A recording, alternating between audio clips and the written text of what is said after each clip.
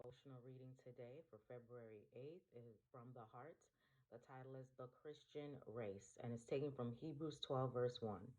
Let us lay aside every weight and the sin which so easily ensnares us, and let us run with endurance the race that is set before us.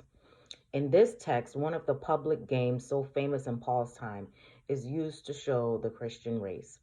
The competitors in the race submitted to a painful training process, practicing the most rigid self denial that their physical powers might be in the most favorable condition. And when they and then they tax these powers to the utmost to win the honor of a perishable wreath. Some never recovered from the effects. In consequence of the terrible strain, men would sometimes fall by the race course, bleeding at the mouth and the nose.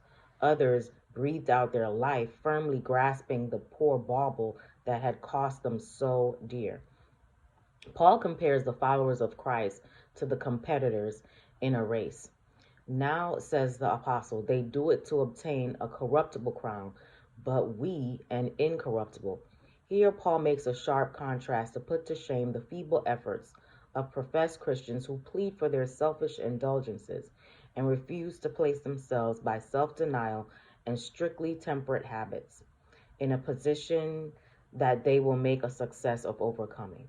All who entered the list in the public games were animated and excited by the hope of a prize if they were successful.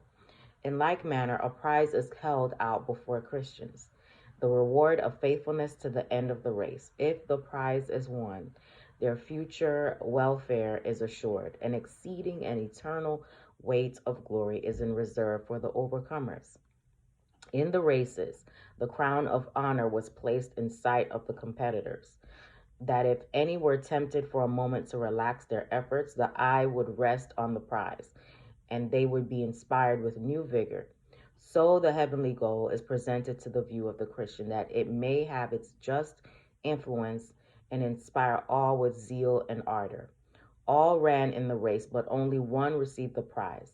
It is not so with the Christian race. None who are earnest and persevering will fail of success. The race is not to the swift nor the battles of the strong. The weakest saints as well as the strongest may obtain the crown of immortal glory if they are thoroughly in earnest and will submit to privation and loss for Christ's sake. Hope you have a great day today. Live from the heart.